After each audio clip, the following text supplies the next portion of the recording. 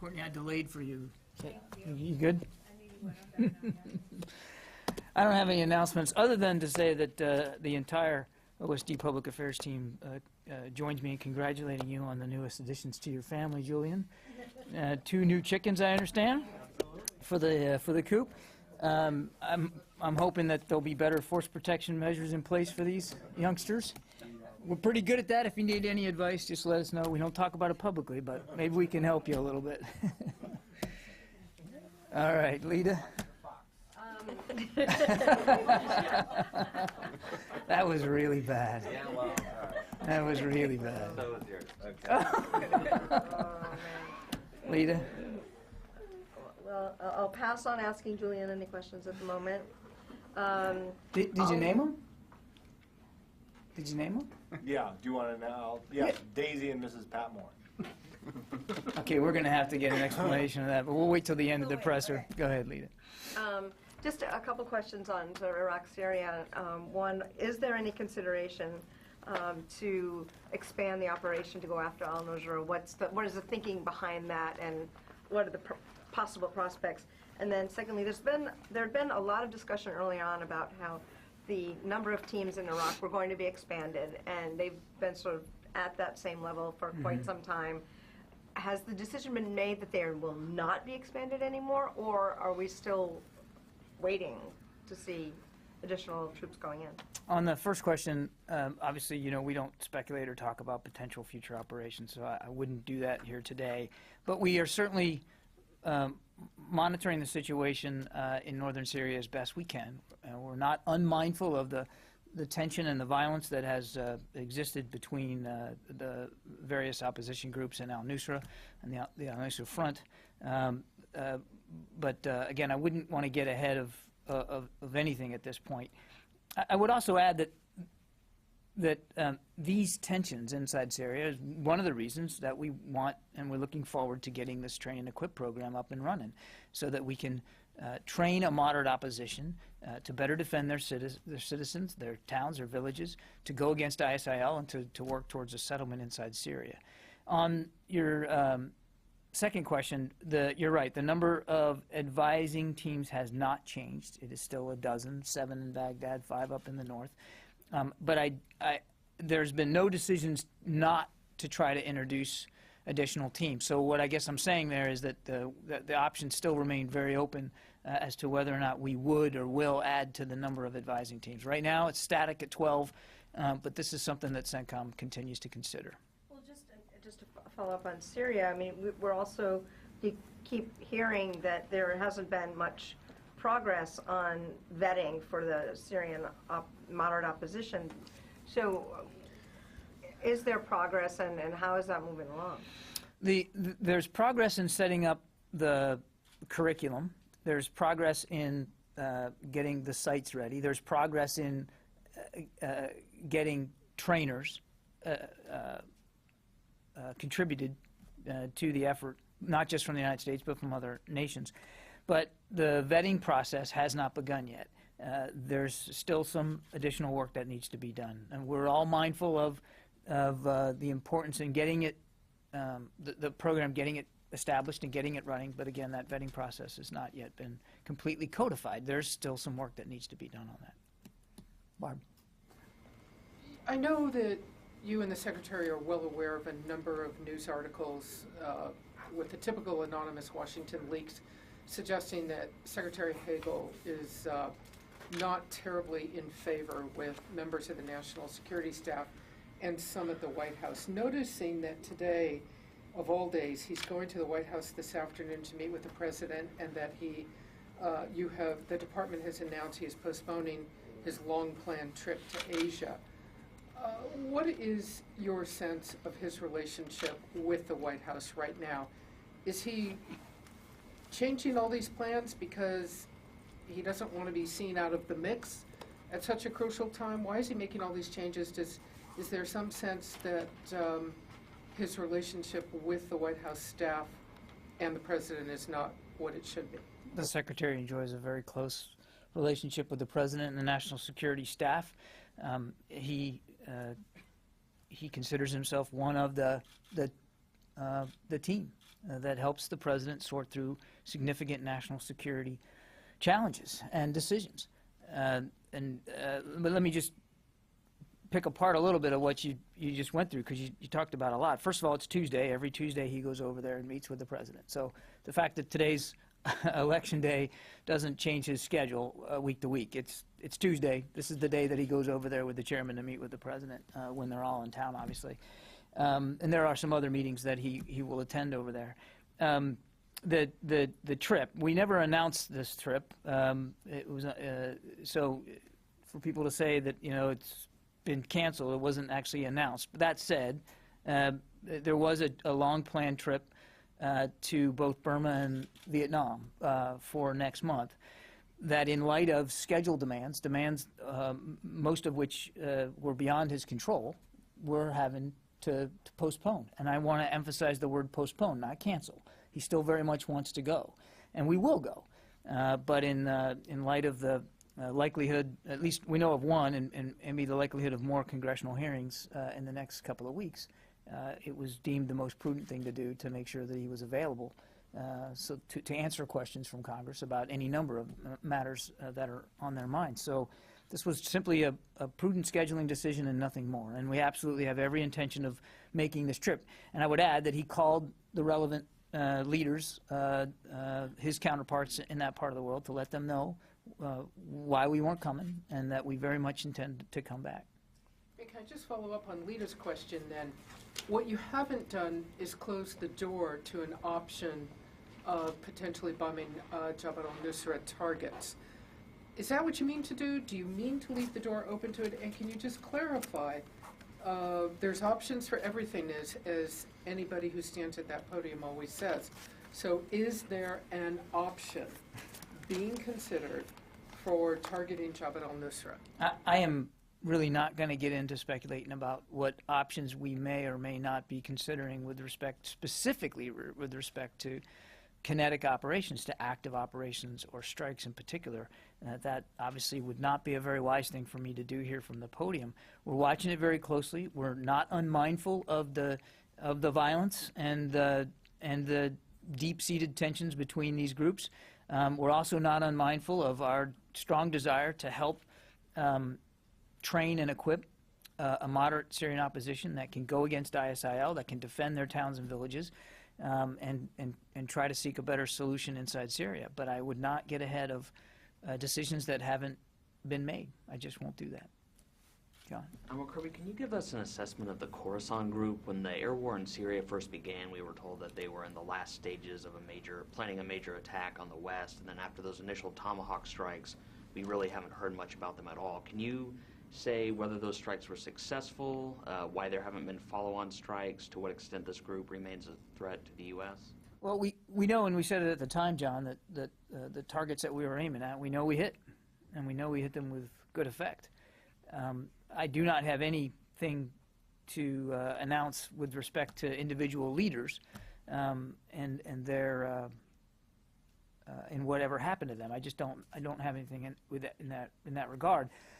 That said, the Khorasan group, we still believe, remains a dangerous entity, that they still have desires and designs to attack Western targets, and we take that threat very, very seriously.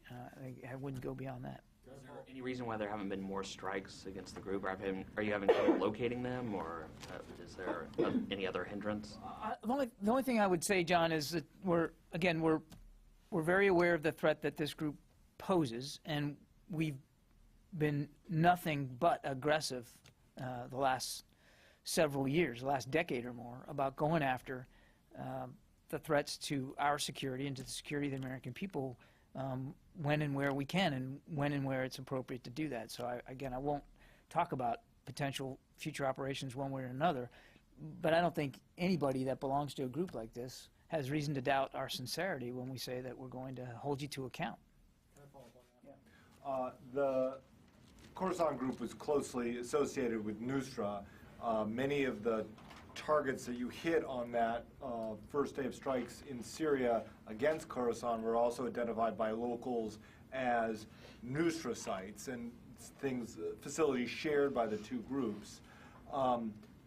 is there any assessment of what damage or what those initial rounds of strikes was on Nusra front as opposed to Khorasan in terms of changing their operations or disrupting them? Were those strikes, weeks ago, effective or ineffective? On Nusra, yeah, I don't have an assessment for you on that, Julian, and I don't know that I would even be able to provide that to you. The targets that we hit that night, and we talked about this afterward, were aimed at facilities that we knew were in use by members of the Khorasan group, a group that we also had strong reason to believe were near the execution phase of long-planned strikes on Western targets. As I said before, we know we hit the targets that we were aiming at and had good effect on them. It remains to be seen if there was a like effect on actual leaders. The nexus of Khorasan and al-Nusra gets murky at times. We know that they certainly do share some of the same goals and communicate. But I don't know. I wouldn't be able to give you an assessment of what effect those strikes had on al-Nusra versus the Khorasan group specifically. Following up on one other point on the vetting of moderate Syrian opposition, is this something that the U.S. plans to take the lead on? Is this something that the U.S. plans to have a allied government participate in? Are there any decisions made on the vetting process,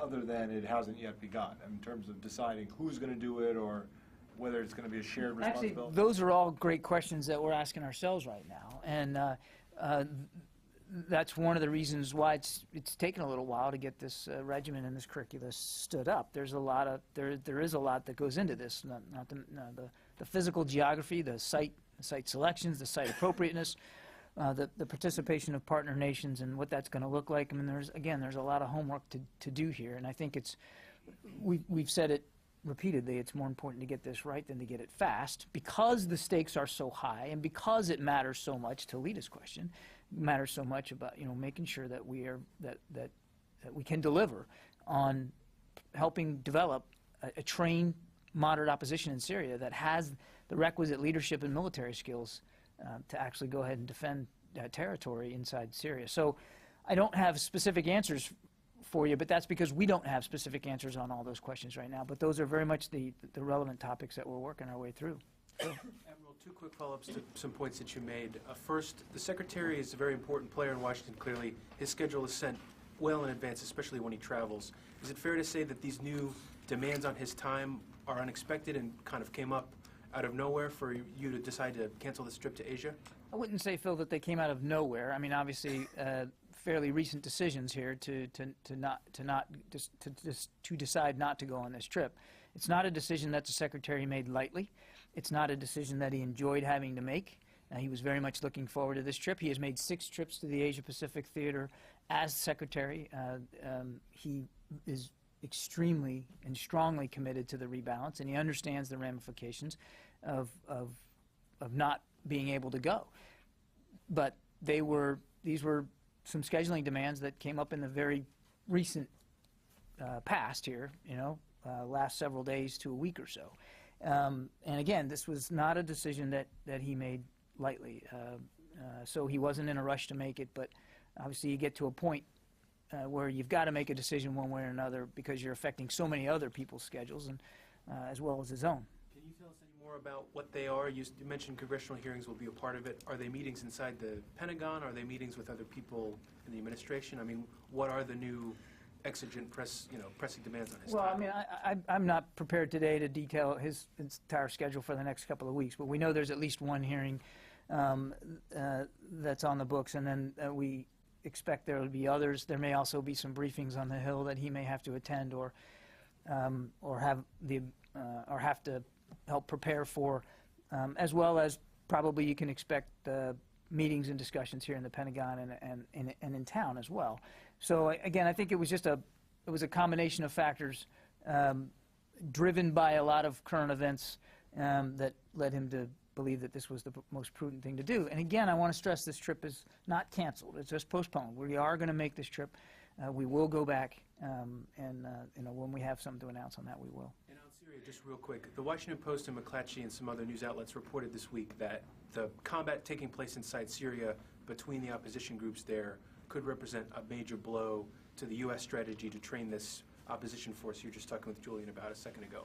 Are you prepared to knock down that impression that there's a big setback or there was a big loss that will hurt the Americans' ability to actually, vet and train and eventually field those 5,000 Syrians? I don't believe that we view current events as a major setback to the goals that we've set with respect to training and equipping a moderate opposition.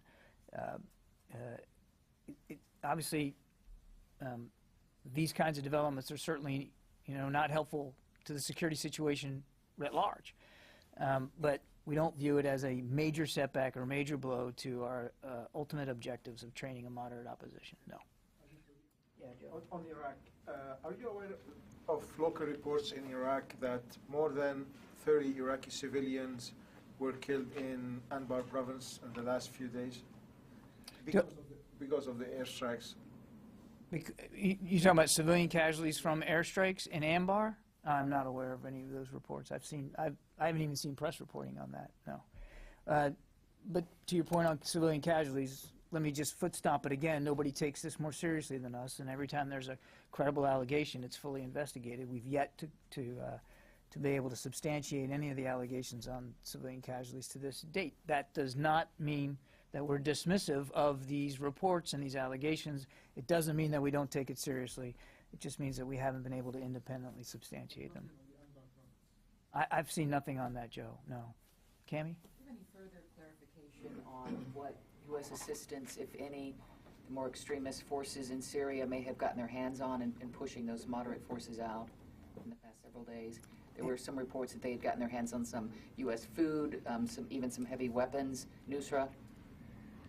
I have not seen any operational reporting that would substantiate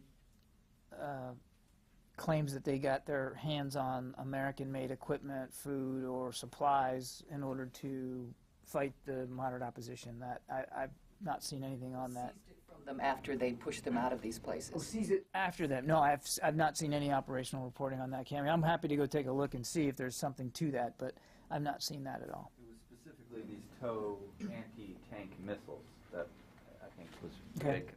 Yeah, I just haven't seen it. I haven't seen it. Dave. NATO is expressing concern about Russian troop movements near the Ukrainian border today. Are you seeing anything new near the Ukrainian border with the Russians? I haven't seen anything new today. I think General Breedlove covered this pretty well with you yesterday. We still believe that there's something on the order of 7 battalion tactical groups that are still there on the Russian side of the border, just across from Ukraine. As General Breedlove said, we certainly saw them exert some activity heading into these 2 elections, if you will, but nothing other than that on the Russian side of the border. And again, we still believe that they are fomenting instability inside Ukraine with some members of the Russian military as well, but no other movements that I'm aware of. Justin. Thank you, Admiral. What's the status of the Yazidis? Those reports again that thousands of them are again stranded on Sinjar, surrounded by ISIS forces. Is there any update on the status of the Yazidis? We've been monitoring Mount Sinjar actually since the humanitarian missions that we undertook a couple of months ago. And I've said this before, we have consistently seen ISIL, not in the same numbers that we did before, but we've seen them continue to try to threaten the Yazidis on Mount Sinjar. So we have been watching this very, very closely. And you've seen in some of the CENTCOM press releases yourselves that we have taken strikes around the mountain on occasion when we believe we had a valid target and a valid need to do that. So it's not something we aren't still watching. We absolutely are. We are still striking ISIL targets near the mountain when appropriate, and we're watching it. So what are you seeing? Are you seeing people starving and stranded and being captured and killed or sold into slavery? Well, those are the reports that we're seeing. What do you see? I haven't seen any operational reporting that would connote a major or new humanitarian disaster on Mount Sinjar. It's something that we're watching it as closely as we can. We have taken action in and around Mount Sinjar, and I expect that you'll see that continue, but I'm not aware of any operational reporting that supports that. But look, Justin, I don't want to at all come across like we're not taking it seriously. We're watching it very, very closely, and we have in the past intervened to prevent a humanitarian disaster there, and I suspect that if we would believe that there's reason to do that in the future, we would keep that option open as well. Final question. There's a report, one of the reports I'm reading says there's approximately 10,000 Yazidis stranded there once again. Is that assessment I have not off base? seen, I can't say it's off base. I haven't seen anything that would corroborate that, but I certainly can't dismiss it either. Just to come back to al-Nusra and Syria for a moment, you mentioned violence among groups and that you're monitoring the developments of recent days. Is it the Pentagon's assessment, though, that this is basically skirmishing among opposition groups, or has al-Nusra made actual territorial and tactical gains in recent days? I guess without getting into, into intelligence matters, Jim, I think the short answer to your question is both. I mean, these are groups that we have seen violence between them before. We have seen territory swap and change hands before between al-Nusra and opposition groups. This is not a new phenomenon, and we do reason to believe that al-Nusra has made some territorial gains of late in the last few days. There's no question about that. So I guess, again, the short answer to your question would be both. Yes? Two questions. One, just follow on ISL. They are making their headway towards Asia, especially in the Indian Ocean against Pakistan and India. And many people are still coming and joining them because they are giving some kind of incentives. You are aware of these reports? Of their ability to collect recruits in India? Right. I'm not aware of specific ISL recruiting of Indians inside India. That said, we've long talked about the threat of foreign fighters and the attractiveness of foreign fighters to ISIL in thousands of them around the world that we know of, and that's just that we know of. So it wouldn't surprise me or shock me that they might try to recruit individuals from India as they are trying to recruit people from all over the world. And second question on Pakistan. There was a suicide bombings inside Pakistan on the Wagah border, and scores of innocent people were killed and many were injured. This tells at the time of when Pakistani government is internally in trouble because of those protests and all that, and also at the same time, campaign is going on by the Pakistani military against the terrorists inside Pakistan. So what we do make this all these terrorists now targeting innocent Pakistanis inside Pakistan?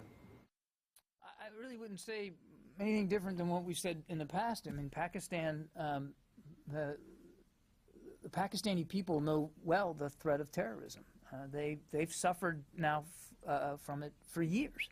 And the Pakistani military continues to take casualties as they go against terrorists inside their country. It's very much an internal threat inside Pakistan, and we are mindful of that, which is one of the reasons why we're grateful that the communication and coordination with the Pakistani military across that border continues. And it's pretty healthy right now. But this is obviously a threat that the Pakistani people know all too well, and it's also an indication of the continued terrorism threat that emanates from that part of the world. This recent terrorist attack, you have not received any kind of help from the Pakistanis or any communications? For what? This recent attack there, you have not received any kind of communications or any help? I'm not aware of any, but I would refer you to the State Department on that. I just wouldn't have that level of detail. Nancy? Thanks, General Dempsey suggested, and the New York Times reported again this weekend, that there are plans underway to work with the Iraqis to take back Mosul and Anbar from ISIS. And I was wondering if you could clarify something. I don't understand. The U.S. had upwards of 170,000 plus troops at one point in Iraq, spent $1 trillion in a decade training the Iraqi security forces, and they proved unable to combat threats against the state.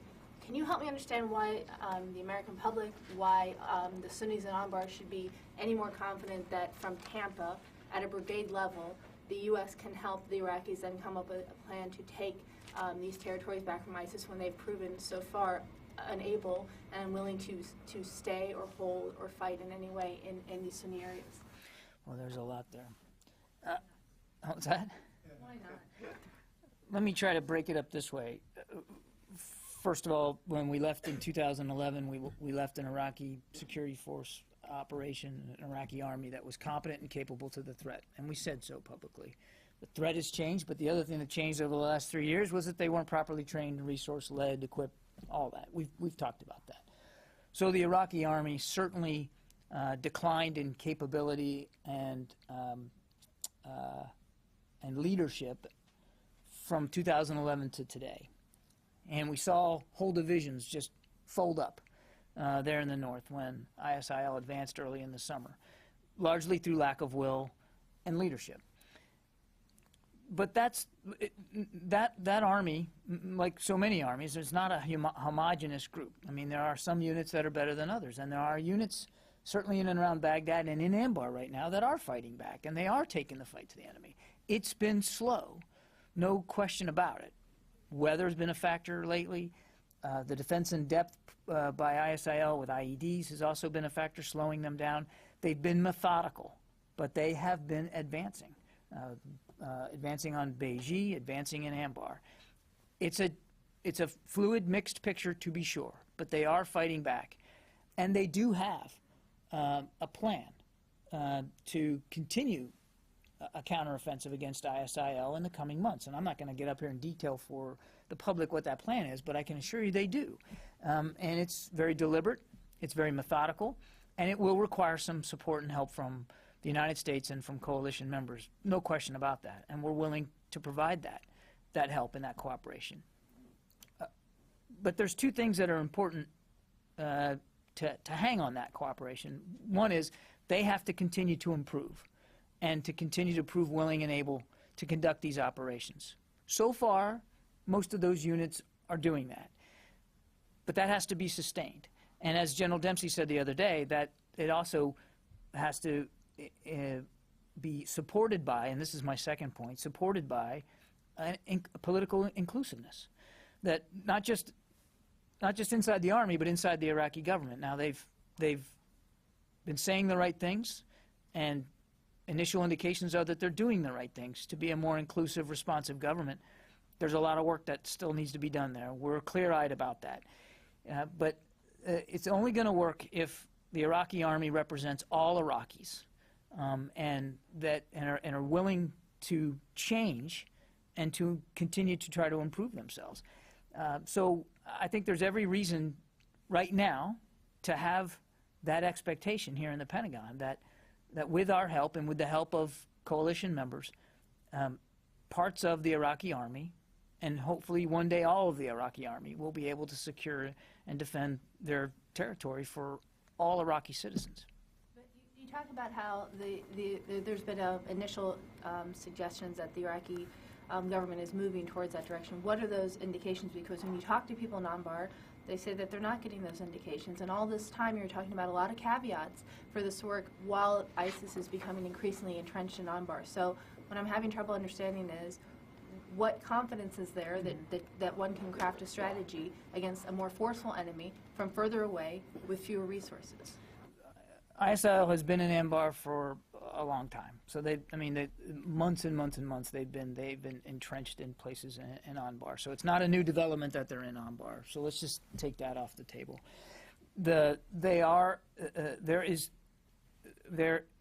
is territory inside Anbar that is changing hands from time to time, and they are fighting over Fallujah and Ramadi, it's a mixed picture. But the Iraqi army they are making gains. They are slowly advancing and making gains. And that's promising. And that's behavior we want to see continue. And that's why we have advisors at the brigade and division level to help them perform better for themselves. Help them with intelligence analysis and dissemination. Help them with basic organizational skills and tactics.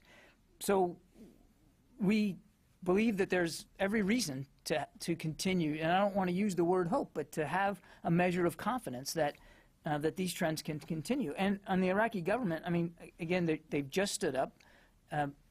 It's going to take some time. It takes time in this country when you have a new government for things to take root. It's going to take them some time, but they're beginning to appoint leadership and reward good leadership in the Iraqi army where it's merited. We're starting to see positive signs, but also, Nancy, I don't want it for anybody to come away from what I'm saying here as being all rosy and ultra positive. We're very pragmatic about the approach that we're taking. General Austin, General Dempsey, Secretary Hagel, all are very clear-eyed about the challenges that still remain in Iraq and the challenges that continue to be represented by ISIL. These guys are not 10 feet tall. They're just not. But they remain a dangerous, lethal enemy, and everybody's taking the threat seriously. And as we've said before, the strategy is very much an Iraq-first strategy. There's a lot of attention right now on Syria, and we understand that, and we understand why. But the locus of the energy right now has got to be applied inside Iraq appropriately, because that's where these guys are operating and maneuvering, and that's where they're grabbing ground or continue to try to grab ground. Tony. 3 months into the air campaign, what's the emerging battle damage assessment of what impact the airstrikes are having on ISIL's ability to resupply from Syria into Iraq? I don't have facts and figures with me, Tony. We do know we've had a good effect and an impact on their ability. We've had we've had a significant impact on their ability, we believe, to sustain themselves and to resupply themselves. That doesn't mean we've erased it. You said it yourself in the question. It's only been 3 months. And I know of no military strategy in history that can be judged after only 90 days. A strategy is, by definition, a long-term goal and objective and a vision for where you're trying to get to. And you're not going to be able to give it a report card, in 90 days. That said, we do know that we've had an effect. We've eliminated streams of revenue from oil, both by hitting collection points and refineries. So we know we've taken away from them millions of dollars per week that they could have been getting off the illicit sale of oil, refined oil.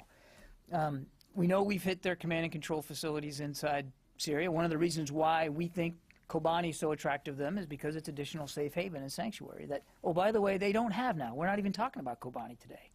And that was something that we didn't go a day by without talking about. We've hit their training camps. So we know we've had an ability on their, an effect on their ability to train recruits. And we have definitely had an impact on their ability to maneuver, communicate, coordinate, command, and control their forces inside Iraq. They are behaving much differently today than they were even a month or 6 weeks ago. They're dispersing more among the population, not communicating quite so brazenly as they were before. They're not moving in large numbers the way they were. You don't see big convoys of ISIL tanks and trucks and vehicles. So they have been forced to be a little less conspicuous than they were. And as I said before, but let me, if they're not as free to operate, and they're not, then they're not as free and able to achieve their ultimate goals. Nobody is saying that it's over. There's a long way to go here, but they have definitely felt the full weight of the pressure that's being put on them. Significant in quotes, it's a fairly bold assessment. I think it's a fair assessment. That doesn't mean, though, Tony, that we've wiped out their ability to sustain themselves. It doesn't mean that they aren't still attracting. I don't know who asked me about foreign fighters, but we know that they continue to attract people to their ranks. It's a radical, warped ideology that, for many reasons, is attractive to a lot of young men in the Middle East and around the world. That's not going to change overnight. You and I have had this discussion about their center of gravity being the ideology. You don't wipe that out through airstrikes, and you certainly don't do it in 90 days. What's a fair metric? Is the 6-month mark more of a fair metric? We've got air supremacy over there with the most powerful air force in the world, able to bomb them relatively at will when you know where their targets are. Is a 6-month point a fair assessment for the public to say, hey, this doesn't seem to be working? I don't think we're looking at it as incremental assessments. We assess ourselves every single day. In fact, multiple times a day. I think, CENTCOM planners and analysts are looking at how effective we're being all the time. But a key component of this is, and we didn't talk about this, is the indigenous forces. And this kind of gets to Nancy's line of question, which was, I think, a great line of questioning in terms of the quality of the Iraqi security forces. So airstrikes alone are not going to do this. We've said this. Military power alone is not going to do this. But the most important forces of all are going to be indigenous forces. That's why what we're seeing out of the Iraqi government, though early, is promising. And what we're seeing out of leadership, basic leadership at the Iraqi security forces, is promising. And that's why we're so eager to get this train and equip program going for the moderate opposition. I want to tie two thoughts. You said deep-seated tensions in the congressional hearings. Deep-seated tensions was in relation to Syria, but if the Republicans win the Senate as it's expected today, Senator McCain becomes the chairman of the Senate Armed Services Committee. How would you characterize Secretary Hagel's relationship with Senator McCain, irrespective of the intemperate remarks he used about you? Look, the one thing I don't do well is talk about politics, and I just won't do that, Tony. The Secretary has a good relationship with many members of Congress, and I believe that he believes that relationship with Senator McCain is also strong and productive, and it has been, and it has to be, given Senator McCain's position on the Senate Armed Services Committee. I wouldn't speculate one way or another about the elections today or what that's going to bode for the future. Whatever happens, I can promise you that Secretary Hagel will continue to work very closely with Congress on very important issues of national security going forward, regardless of what happens in the polls today, because we need Congress's support to get done so many of the things that we're trying to get done, not the least of which is taking sequestration off our backs. Speaking of which, do you see any signal that sequestration is going to be removed as the law of the land in 2016? Well, all I can go by, Tony, is the law of the land as it exists, and it comes back in 2016. And we are working very, very hard to try to get Congress to remove it, to repeal it. But right now, barring any changes, it becomes law of the land again, and it's going to severely impact our ability to execute the strategy that we've been mandated to execute by the President. Admiral, is there any consideration within the department to possibly scaling back the effort on Ebola in West Africa, given some of the upbeat assessments coming out of the region, particularly from Ambassador Power? And would it be along the lines of, has been suggested by some AID people on the ground over there, that the 100-bed treatment centers that are planned to be set up, and I believe there are 2 or 3 to be operational later the middle of this month, that they would be scaled back from perhaps 100 beds to 50 beds to 20 beds to 10 beds, something along those lines. Is there any thought to scaling back the military effort at the moment? The short answer is no. You've rightly pointed out we've got one emergency treatment unit that has now been complete, will be staffed here in the next week to 10 days, I think. 25 bed? No. This is the emergency treatment units, which I think are 100 beds. The 25 bed, the hospital in Monrovia, that's essentially complete now, but it's not yet staffed. I think it's going to be another, again, week or more before that's fully staffed by healthcare workers from the Public Health Service. Remember, when we started this, the military's mission was to lend our unique capabilities, training, logistics, engineering, command and control. We continue to do that very aggressively every day. And I don't think, I can tell you there's been no plans to change that right now. The initial numbers coming out of Liberia have been promising, that the numbers of cases seem to be getting smaller. Nobody's taken that for granted. Nobody in the healthcare profession, and certainly nobody here in the Pentagon, because we know that the history with this disease is that the numbers sometimes fluctuate, and you might see a dip for a while and then it'll go back up. So we are still moving out with our plans to build these facilities and to get them ready for staffing by other agencies in accordance with the capacity that they can hold. Now, if time shows that these initial decreases in numbers are in fact a real trend, I mean, obviously those would be decisions made by other agencies, not the Pentagon. Our job is to make sure that those facilities are ready to go and ready to be inhabited and ready to be used, and that's what we're going to do. Court? Are you aware of any DoD civilians or contractors who've taken the department up on the quarantine in Vincenzo yet? Let me get back to you. I don't think so, but something tells me there might have been one or two individuals who I think just opted for the active monitoring. But let me get back to you, Court. I don't want to just guess. I think there might be something on that. Totally separate question. The former SEAL who wrote No Easy Day, can you explain a little bit more about the investigation? What's the Pentagon's role in this investigation into whether classified information? It's sort of unclear who's leading this, who's taking part in this investigation. I would refer you to the Department of Justice for that question. The Pentagon doesn't have any kind of role in it that you're aware of? I wouldn't go so far as to say there's no role, but I mean, I can't really speak about an ongoing investigation, the character of it or not. So I think your question's better answered by the Justice Department. Yeah, I got time for just a couple more. Back to post-conflict Burma and Vietnam.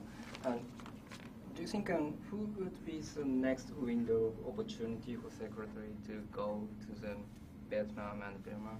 I think by the end of the year is impossible. So next year or the next year, there's some reports that we haven't made any final decisions about timing. I can assure you that he will make the trip. I just don't have anything to announce with respect to specific timing today. Louis?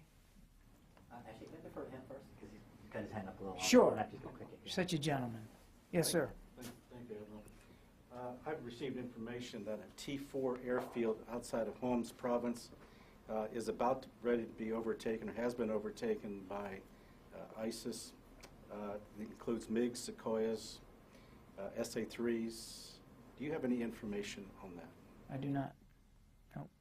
Second question, since Turkey is going to be training moderate forces, and their stated goal is to do away with the Assad regime first, how do we reconcile that from a policy perspective in going after ISIS and having a unified position in approaching ISIS as opposed to trying to take out the Assad regime? Well, I won't speak for the goals and objectives of another government. But look, we welcome Turkey's willingness to contribute in the train and equip mission. We are in active discussions with them about the details of that and how it would come about, but we're very grateful for that. And I think it just shows the degree to which the international community is taking the threat posed by ISIL very seriously. Louis? Do you have an updated assessment on what actually happened in northwest Syria over the weekend with al-Nusra and these other FSA-affiliated fighters? Yesterday, it seemed a little unclear as to what your assessment was. Well, I think I answered it when I answered Jim's question. I mean, we do assess that there was fighting when we assess that al-Nusra did gain some territory as a result of this fighting. I don't have exact details on this. Our information and knowledge about all things Syria is limited because, again, and it's important to remember, our focus in Syria is on ISIL and denying them safe haven and sanctuary. And so the bulk of our ISR assets and energies are directed in that regard. So it's a little unfair to expect that we would have exact details about what al-Nusra is doing on any given day or ground they might be taking or losing on any given day. Broadly speaking, we were aware and certainly we're monitoring as best we could the fighting, and it does appear as if ground was gained by al-Nusra, but I just wouldn't have any more detail than that. Are you giving it a significant amount of ground that was gained, and also there were reports? Again, I don't want to. I can't clarify it any more than that, Louis. I mean, we're aware of the violence that took place in the fighting. It's not uncommon for these groups to fight one another and for territory to change hands. It has happened before. We're watching this as best we can. But again, important to remind you, our focus is on ISIL inside Syria and the sanctuary and safe haven that they are trying to hang on to inside that country. All right, I'm going to go, but you want to explain the names? I think we all would like to know the names. You don't know? You need to catch up on Don Abbey. On who? Well, explain him, please. The cook and her assistant in Don Abbey. In Downton Abbey? Yeah. Oh, that's that show my wife watches all the time. And I go downstairs to watch something else. All right, thanks, everybody.